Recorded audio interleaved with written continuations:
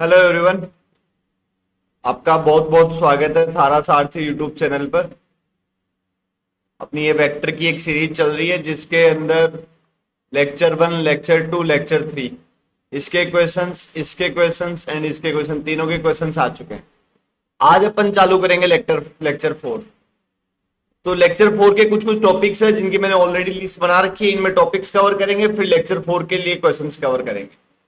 Okay, और चलो बिना देरी के चालू करते हैं। मेरा नाम है विकास Kumar Sharma and I have done my engineering from IIT Kharagpur, and this is channel for the students who really want to prepare for the JEE Maths. So let's start it. Okay, the first topic of the day is vector addition. देखो क्या होता है कि जैसे मान लो ये एक vector A vector है और ये एक वेक्टर B वेक्टर है। हमने देखा था इन दोनों का रिजल्टेंट कुछ ना कुछ इनके बीच में आएगा, that is A vector plus B vector, right. लेकिन प्रॉपर इनका स्ट्रक्चर देखना होता है, प्रॉपर इनको ऐड करना होता है, ज्योमेट्रिकली ऐड करना होता है। तो अपन को एक तो ट्राइंगल लो और एक पैरेललोग्राम लो की हेल्प लेते हैं। तो सबसे पहले समझते हैं ट्राइंगल लो क्या होता है।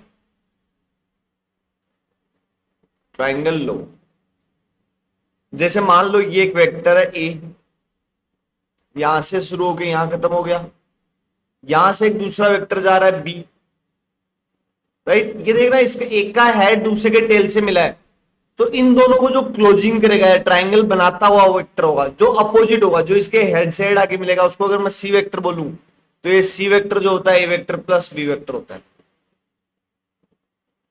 सिंपल सी बात, इतनी भी कोई नई बात नहीं है। अगर इसको मैं दूसरे नजरिए से दिखाऊं, ये इधर C है तो इधर क्या होगा, माइनस C होगा।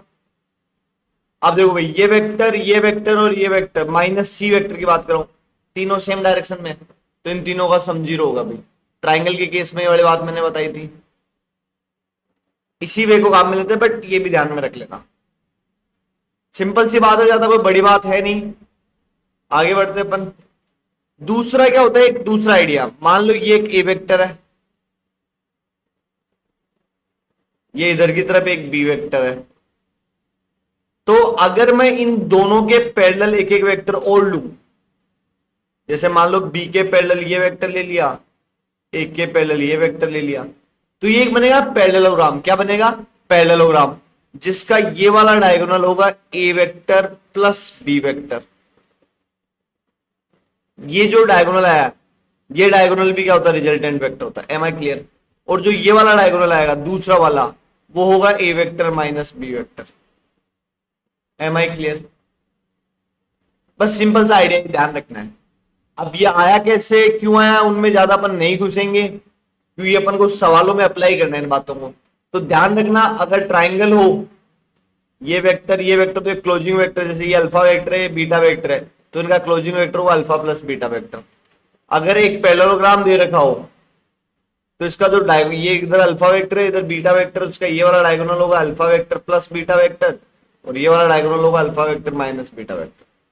सिंपल, ये दोनों बातें ध्यान में रखना, ठीक है। चलो अपन आगे चलते हैं। एंगल बिटवीन टू वेक्टर्स, देखो बारीकी से समझेंगे। बस इन चीजों को ना टू दी पॉइंट ध्यान में रखना है, इनको अपन ऐसे ही अप्लाई करेंगे। ये मान लो मैंने आपको दे दिया एक A वेक्टर, ये दे दिया मैंने आपको एक B वेक्टर। अगर इनका टेल से टेल मिला, तो इनका ये वाला जो एंगल होता है वो होता है एंगल बिटवीन वेक्टर्स। आपको एक एक सर देखो, ये A वेक्टर हो गया, ये B वेक्टर हो गया, तो सर ये भी तो एंगल, अरे ये एंगल नहीं होगा क्योंकि एक का हेड और दूसरे का टेल है। या ये होना चाहिए, एक का हेड मिला है, दूसरे का भी क्या मिला है, हेड मिला है। अब ये जो एंगल है, ये एंगल बिटवीन वेक्टर्स है, राइट। तो वेक्टर्स के बीच का एंगल तभी होगा, दो वेक्टर के बीच, जब उनका टेल से टेल मिले या हेड से हेड मिले। ये नहीं चलेगा भाई, ऐसे एंगल नहीं निकाला जाता है। एम आई क्लियर, बात समझ में आई। अब पैरेललोग्राम लो की अगर मैं दोबारा बात करूं, पैरेललोग्राम लो में दोनों के दोनों वेक्टर्स का टेल से टेल मिल रहा है कि नहीं मिल रहा है, यस। ट्राइंगल लो की अगर मैं बात करूं, ट्राइंगल लो की अगर बात करी जाए, तो एक का हेड है और दूसरे का टेल है, ठीक है, ये ध्यान रखना भाई। पैरेललोग्राम लो में टेल से टेल मिलता है, ट्राइंगल लो में वेक्टर्स का एक का हेड दूसरे का टेल मिलता है। ठीक है, तो ये एंगल वाली बात क्लियर हुई क्या? चलो एक प्रैक्टिस के लिए देख लेते हैं। मान लो ये एक वेक्टर है ए वेक्टर जो यहां से 30 डिग्री बना रहा है, ये एक बी वेक्टर है जो यहां से 60 डिग्री बना रहा है, तो ये एंगल कितना हुआ? थोड़ा अच्छे से ले लेता हूं मैं ना, या तो जगह कम पड़ रही होगी। देखो अगर मैं आपको आइडिया देता हूं, ये एक वेक्टर है ए वेक्टर जो इधर से 30 डिग्री एंगल बना रहा है, ये एक दिया हुआ है मेरा इधर से बी वेक्टर जो इधर से 120 बना रहा है। तो बताओ ए और बी के बीच का एंगल बताओ। तो सिंपल सा गेम है, ये वाला एंगल होगा वही होगा क्या? अगर मैं इसको अलग से बनाऊं, this is A vector, this is B vector, और ये वो एक हॉरिजॉन्टल लाइन है। अच्छा ये 120 है तो ये कितना हो गया? 60। ये 30 है तो ये कितना हो गया? 30। तो ये वाला एंगल होगा वही एंगल बिटवीन होगा। क्यों? क्योंकि देखो ये टेल से टेल मिल रहा है, दोनों की डायरेक्शन ऐसे जा रही है। तो ये बात थोड़ी बारीकी से ध्यान रखना। जैसे मान लो मैं आपको ऐसे दे दूं, this is A vector, this is B vector, this is C vector, ये एंगल 30 है, ये एंगल 50 है, और ये एंगल 100 है। अब आपको बताना है पहले ए और बी के बीच एंगल। तो एक का देखो हेड और बी का टेल तो एंगल नहीं बता पाओगे, तो एक को ऐसे आगे बढ़ाओ, this is exactly A vector की डायरेक्शन, तो ये वाला एंगल होगा कि ए और बी के बीच। तो ए और बी के बीच एंगल कितना हो गया? 50 है, और ये एंगल हो जाएगा 130।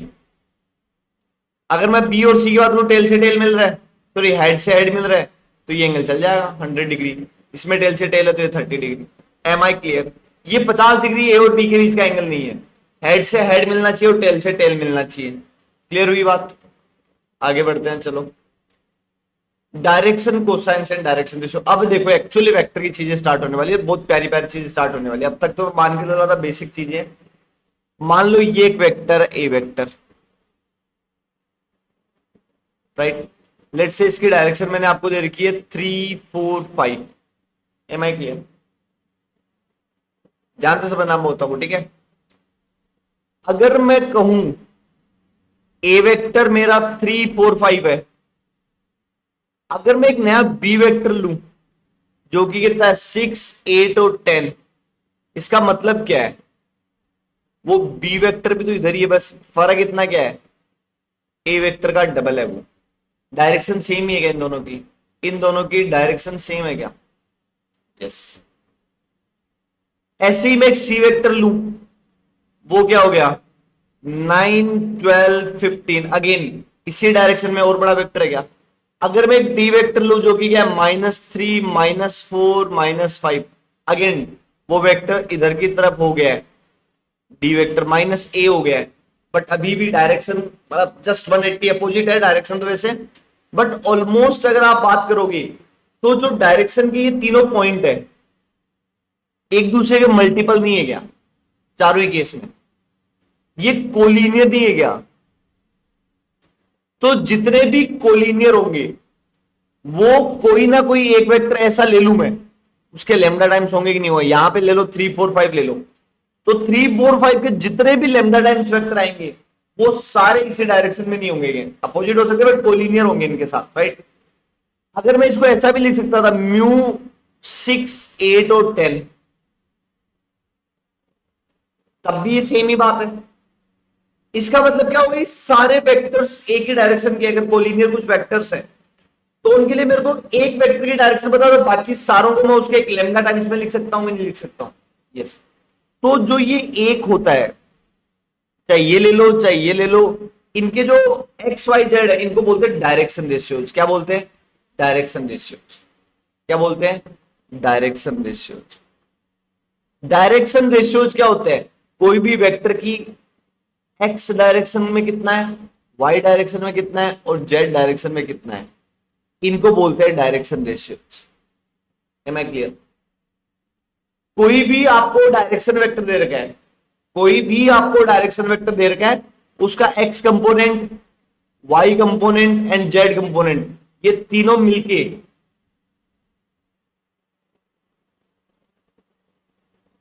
कहाँ गए? हाँ, ये तीनों मिलके मेरे को बता रहे हैं उस वेक्टर के डायरेक्शन, तो इनको नाम दे दिया direction ratio. Am I clear? Direction ratio कुछ भी हो सकते हैं। अच्छा, जैसे मान लो एक वेक्टर यहां से शुरू हो रहा है और यहां पे खत्म हो गया, इसका डायरेक्शन वेक्टर 1 1 2 है, तो अब आप ये नहीं कह सकते इसी वेक्टर का डायरेक्शन 2 2 4 है। 2 2 4 वाला वेक्टर जो है ना वो इसका डबल है, बट डायरेक्शन ये, इस वेक्टर का डायरेक्शन रेशियो 2 2 4 है, इस वेक्टर का डायरेक्शन रेशियो 1 1 2 है। Am I clear? वेक्टर के मैग्नीट्यूड का रोल होता है उसमें। जैसे अगर मैं आपको एक ट्राइंगल दूं, जैसे मैं आपको एक ट्राइंगल दूं, ये मैंने ट्राइंगल दिया, this is A vector, this is B vector and this is C vector. A vector के कंपोनेंट ले लो, ए एक्स ए वाई और ए जेड। तो ये ए एक्स ए वाई और ए जेड क्या है? ए वेक्टर के डायरेक्शन रेशियोज। ए वेक्टर के क्या है? Direction ratios. Am I clear? A vector के क्या है? Direction ratios. A X A Y A Z क्या है? ए वेक्टर के direction ratios. Am I clear? Similarly B vector के डायरेक्शन रेशियोज क्या होंगे? B X B Y B Z. Similarly C vector के डायरेक्शन रेशियोज क्या होंगे? C X C Y C Z. बात क्लियर हुई? अब अपन समझते हैं डायरेक्शन कोसाइंस को। डायरेक्शन रेशियोज क्लियर हुआ? कोई भी एक वेक्टर है, उसकी जो भी डायरेक्शन है, उसका एक्स वाई और जेड कंपोनेंट उस वेक्टर का डायरेक्शन रेशियो है। ए भाई क्लियर? चलो अब समझते हैं अपन डायरेक्शन कोसाइन को। एक मिनट मैं खाली पेज निकाल लेता हूं। देखो भाई, डायरेक्शन कोसाइंस क्या होता है, ध्यान से समझना इस बात को। ये वाई है, ये एक्स है और ये जेड है, राइट? लेट्स से कोई एक वेक्टर है मेरा यहाँ पे, वो वेक्टर कुछ ऐसा जा रहा है, इसके पॉइंट्स है एक्स वाई और जेड। मतलब इसकी डायरेक्शन क्या है इस वेक्टर की? एक्स आई के प्लस वाई जे के प्लस जेड के।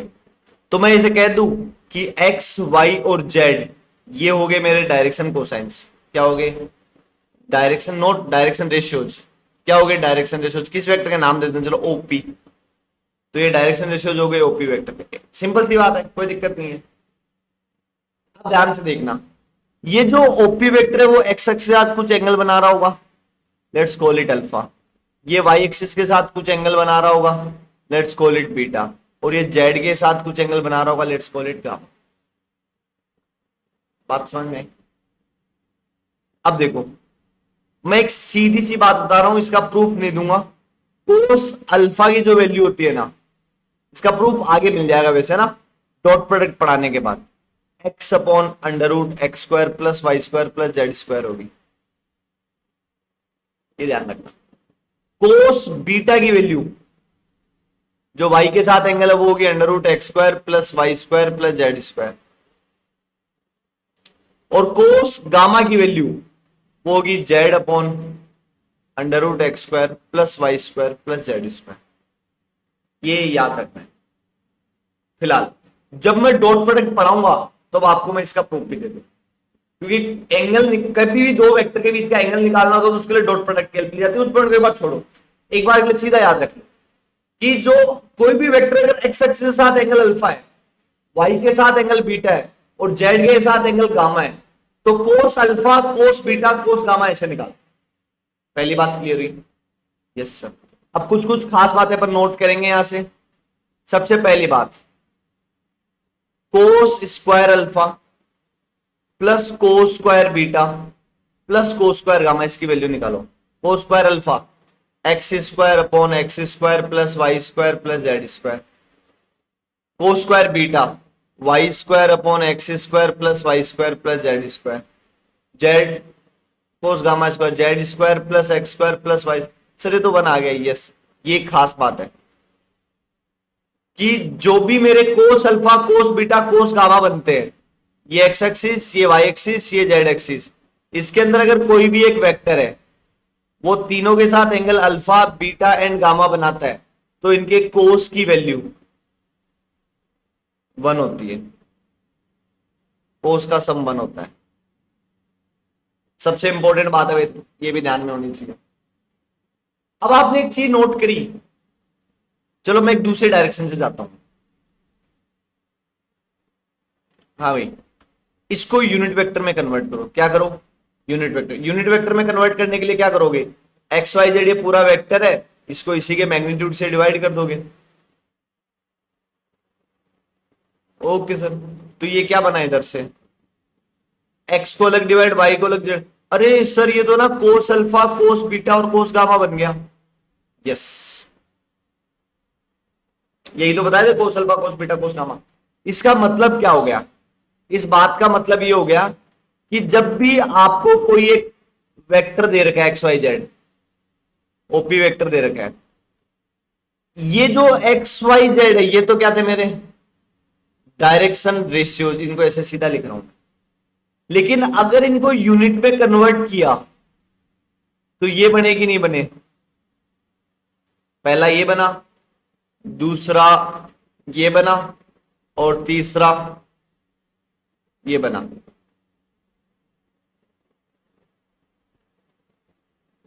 राइट, तो ये क्या बन गया? Unit vector. इसी का दूसरा नाम होता है, इसके जो तीनों पॉइंट आए इनको बोलते हैं डायरेक्शन कोसाइन। क्या बोलते हैं? Direction cosines. ऑब्वियसली इसका मॉडुलस 1 होगा, इससे तो उनके स्क्वायर का संबंध हुआ था। Am I clear? तो कोई भी आपको वेक्टर गिवन हो तो अगर उसके सीधे एक्स वाई जेड कोऑर्डिनेट बोलता है डायरेक्शन रेशियोज, अगर मैं उसको यूनिट में कन्वर्ट कर दूं तो वो बन जाएगा direction cosines. Am I clear? Yes और नो? और ये अल्फा बीटा गामा ये क्या है? अल्फा है मेरा एक्स के साथ एंगल कोई भी वेक्टर का, बीटा है वाई के साथ एंगल, और गामा है जेड के साथ एंगल। ये ध्यान रखना है। अब कभी कभी क्या होता है, इसको लिख देते हैं 1 माइनस साइन स्क्वायर अल्फा, इसको लिख देते हैं 1 माइनस साइन स्क्वायर बीटा, और इसको लिख देते हैं 1 minus sine square gamma equal to 1। तो यहां से ये क्या प्रॉपर्टी आ गई?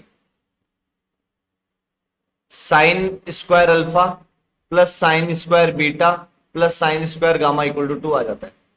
ये अनदर वे है, बट ये बहुत ज्यादा काम की बात है, ध्यान रखना। क्लियर हुई क्या मेरी बात? तो आपको डायरेक्शन रेशियो, डायरेक्शन कोसाइन समझ में आया कि नहीं आया? डायरेक्शन कोसाइंस होते हैं, किसी भी वेक्टर को यूनिट वेक्टर में बदल दो तो उसके जो एक्स वाई और जेड ये जो है उन्हीं को बोलते हैं अपन डायरेक्शन कोसाइंस। और अगर वो सीधा सीधा पूरा एक्स वाई जेड सीधा ही ले लूं मैं, तब डायरेक्शन रेशियो।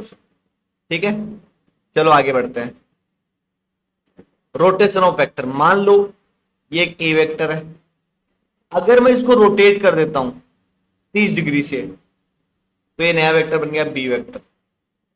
क्लियर है? रोटेशन एक बात की बात है, बट यहां से मैं अभी के लिए आपको एक बात बताना चाहूंगा कि अगर ये वेक्टर एक्स एक्सिस के साथ मान लो 50 डिग्री का एंगल बना रहा था तो ये 80 का बनाएगा, क्योंकि रोटेशन क्या है? एंटी क्लॉकवाइज है। और अगर इधर की तरफ रोटेट कर देता हूं 30 कम हो जाता तो ये 20 बना रहा होता। Am I clear? चलो पहली बात। दूसरी बात, ये तो अपन दूसरा आइडिया है, ये जो मैं स्पेशल डिस्कस कर रहा हूं, जब तक क्लॉकवाइज, एक सवालों के रिगार्डिंग कर रहा हूं, जब तक क्लॉकवाइज एंड एंटी क्लॉकवाइज ये कह के ना दिया जाए, ऐसा ना बोले कि वेक्टर को क्लॉकवाइज रोटेट किया गया, एंटी क्लॉकवाइज आप दोनों तरफ लेके चलोगे। दो केस, पहली बात, बोथ केस। पहला पॉइंट ये ध्यान रखना। दूसरा पॉइंट, वेक्टर को रोटेट करने पर, वेक्टर को रोटेट करने पर मैग्नीट्यूड चेंज नहीं होता है। मैग्नीट्यूड चेंज नहीं होता है, ये खास बात है अभी के लिए। मतलब इस बी वेक्टर का मैग्नीट्यूड और ए वेक्टर का मैग्नीट्यूड सेम रहेगा। Am I clear? B vector और ए वेक्टर का मैग्नीट्यूड सेम रहेगा। Is it clear? बस यही वाली बात है ना। मैं सवाल आएंगे आगे जिनमें ऐसा बोलेगा कि इस वेक्टर को ऐसा रोटेट किया गया है, तो वहां पे मैं बोलूंगा देखो अगर रोटेट करेंगे तो मैग्नीट्यूड सेम रहेगा। एंगल वाली बातें आएगी वो बाद में आएगी, बट फिलहाल जो बेसिक सवाल मैं अगले लेक्चर में लेके आऊंगा उनके अंदर यही रहेगा कि उनका मैग्नीट्यूड सेम रहेगा। ओके, इस लेक्चर के अपने यही टॉपिक थे। क्या क्या देखा? एडिशन ऑफ वेक्टर, पैरेललोग्राम लो, ट्राइंगल लो, दो वो बातें देखी, डायरेक्शन रेशियो, डायरेक्शन कोसाइंस देखे, रोटेशन ऑफ द वेक्टर देखे। अब अपन इनको काम में लेंगे कुछ सवाल करने में। बेसिक बेसिक चल रहा है अभी, सारे फंडामेंटल बातें, बेसिक बेसिक प्रैक्टिस है, अच्छे सवाल बहुत बाद में आएंगे। Okay, thank you.